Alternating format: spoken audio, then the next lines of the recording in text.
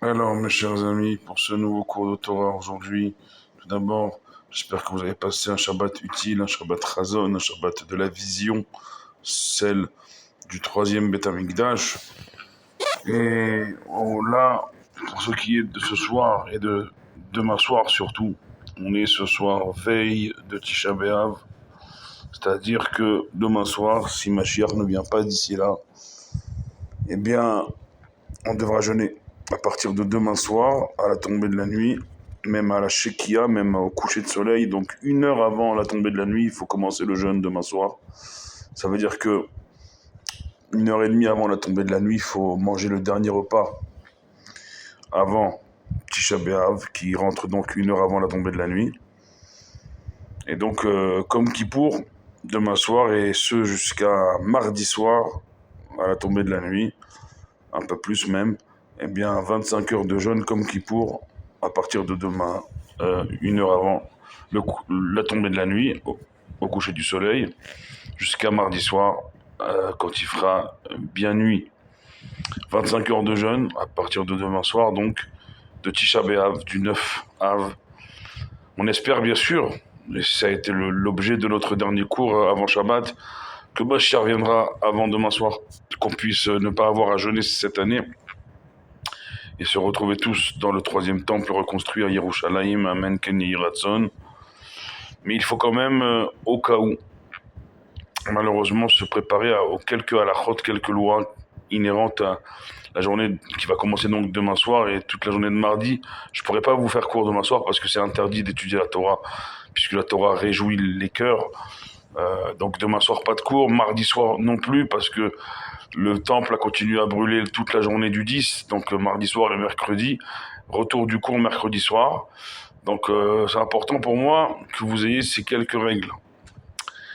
Tout d'abord, demain, il faut, voilà, comme je vous ai dit, essayer de rentrer du travail ou de vos vacances, de vos journées de vacances pas trop tard dans vos maisons parce que il faut manger avant l'entrée du jeûne qui est 1 heure avant la tombée de la nuit. Donc il faut manger 1 heure et demie avant la tombée de la nuit, au minimum, avoir au moins une demi-heure pour manger, pas manger vite. Au mieux 1 heure pour manger, c'est encore mieux.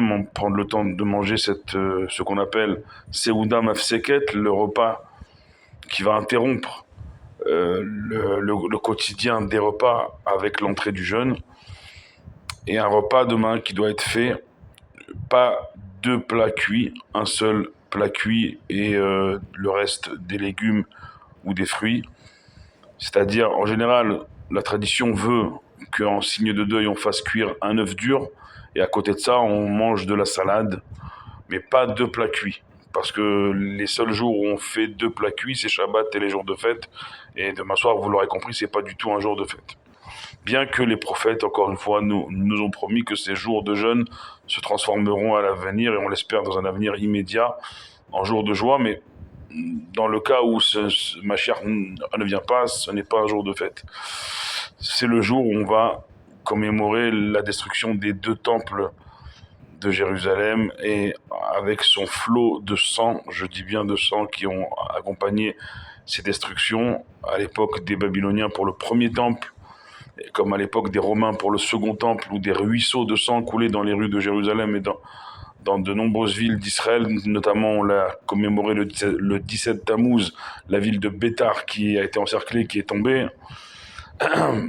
L'histoire de Masada se situe pas loin de cette date aussi, puisqu'ils ont fui Jérusalem après la chute du second temple, la destruction du deuxième temple. Et ils se sont réfugiés à Masada quelques temps après, et on connaît la fin tragique de cette histoire tragique. Savoir que tous nos malheurs se sont passés à 9 Av, la nuit de cristal. En 38, c'était la nuit de Tisha B'Av, qui a été annonciatrice de la Shoah. Et tous les pogroms, les bûchers en Espagne, c'était la nuit de Tisha B'Av, où on brûlait des juifs en place publique en Espagne. Aïe, aïe, aïe. Depuis cette fameuse nuit où dans le désert, nos ancêtres, revenant d'exploration de la terre d'Israël, ont pleuré pour rien. Alors une voix céleste est sortie, vous pleurez pour quelque chose. Et ça fait 3500 ans que ça dure, depuis cette nuit-là dans le désert. les explorateurs, leur retour médisant sur la terre d'Israël. Combien il ne faut pas médire la terre d'Israël, encore moins ses habitants, et je dirais même ses gouvernants, même si chacun a son idée politique. C'est pas le cas ici.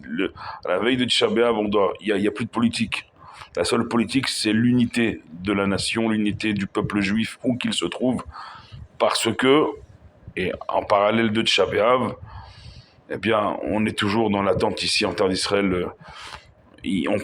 Certains pensent même que la riposte iranienne aura lieu demain soir et mardi, la nuit et la journée de Tisha B'Av, symboliquement pour nous frapper dans un jour comme Simchat Torah dernier, comme la guerre de Kippour, comme ils savent les jours qui sont importants pour nous. Et Tisha B'Av en est un du mauvais côté, et donc on sait que aussi dans le ciel, notre mazal du peuple juif, il est au plus bas ce jour-là.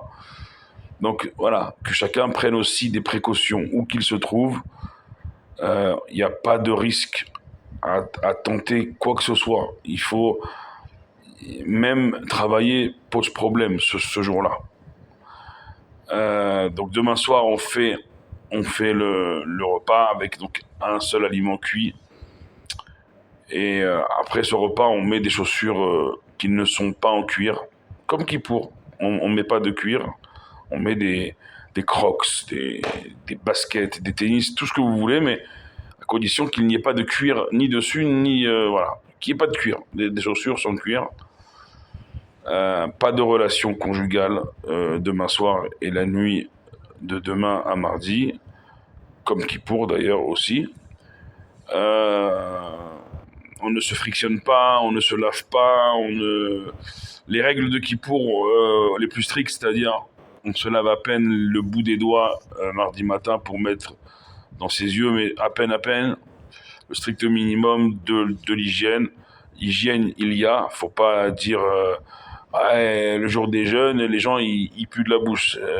Il doit y avoir de l'hygiène, mais pas non plus un bain avec un bain moussant avec des enfin on s'est compris quoi. Voilà. Il y a un minimum d'hygiène, mais pas de douche, pas de bain, pas de kiff. C'est pas le jour du kiff. C'est pas du tout le jour du kiff.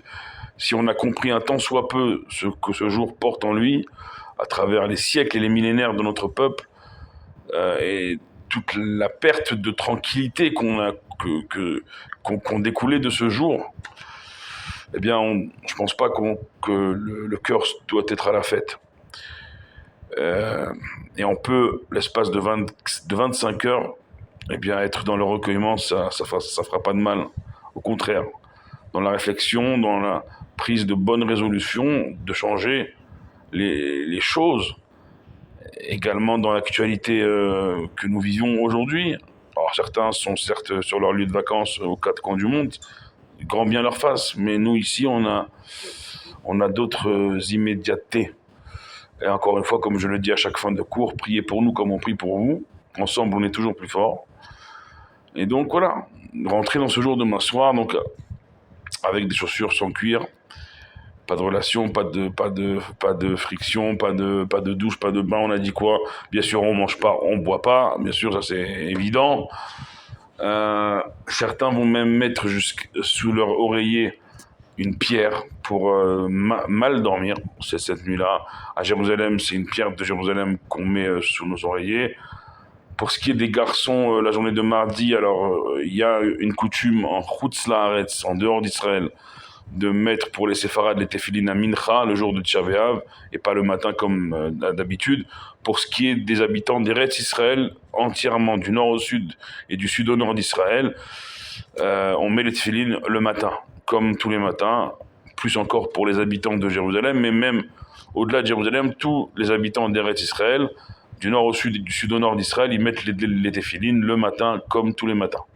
C'est un des quelques privilèges. Et si vous voulez y accéder, venez nous rejoindre en terre d'Israël. Vous mettrez les téfilines, vous messieurs, le matin de Tisha B'Av et pas l'après-midi. Quoi d'autre? La journée, donc il y a avant les téfilines mardi matin, il y a demain soir les keynotes, la lecture des lamentations dans nos synagogues, avec notamment la Megillah de Echa, les lamentations, toutes les keynotes. Il y a longue prière demain soir et également longue prière mardi matin. Également mincha avec une haftara. Bref, c'est un jour où il est assez compliqué de conjuguer le jeûne, les prières longues et le travail. C'est pas conseillé d'ailleurs de travailler ce jour-là. Il n'y a pas de bracha dans le travail ce jour-là.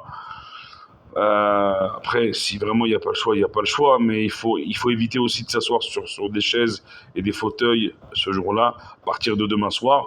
Après, déjà, pendant le repas, juste avant le jeûne demain soir, on ne s'assoit plus déjà sur les chaises, on s'assoit dès le repas, demain avant le jeûne, sur des tabourets. Pas par terre non plus, parce que il faut quand même qu'il y ait quelque chose entre le sol et nous. Mais voilà, à partir de demain soir au milieu de la journée de mardi, chacun vérifiera l'heure du milieu de la journée de mardi, on s'assoit par terre. À partir de demain soir jusqu'au milieu de la journée de mardi, on s'assoit par terre. On est des endeuillés, clairement, comme si, chas v'shalom, Dieu nous en préserve, on avait perdu un proche. C'est plus qu'un proche qu'on a perdu là, c'est le temple, c'est la présence de Dieu, protectrice, qu'on a perdu. J'essaye de voir si j'ai fait le tour des lois. Voilà, aller dans les synagogues à partir de demain soir, mardi matin, mardi après-midi, aller dans les synagogues pour les prières, questionner vos rabbins. On se dit pas bonjour, le jour de Tisha B'Av, voilà. Et pourquoi on recommence à s'asseoir après le milieu du jour mardi? Parce qu'on a cette émouna que le Mashiach doit naître dans la deuxième partie de la journée de Tisha B'Av, c'est-à-dire mardi après-midi pour cette année. Le Mashiach doit naître à ce moment-là. Mardi après-midi pour cette année, c'est mardi après-midi. Donc, à partir de mardi après-midi, on peut doucement recommencer à s'asseoir sur des chaises, même cuisiner pour le repas de sortie du jeûne à partir de mardi après-midi, pas avant. On ne fait rien avant mardi après-midi, clair et net. Vérifier les horaires du milieu du jour de mardi, mais on ne fait rien avant. Voilà, je pense avoir tout dit. Si vous avez des questions, n'hésitez pas, je suis là aussi. De vous souhaiter un tsom moïl, un jeûne utile, avant tout utile, pas facile, parce que c'est pas le but d'un jeûne d'être facile. Le but d'un jeûne, c'est d'être utile à notre prise de conscience de notre situation et à notre prise de décision pour changer cette situation. Et de prier pour nous comme on prie pour vous. Ensemble, on est toujours plus fort. Baruch Adonai Leolam. Amen ve Amen.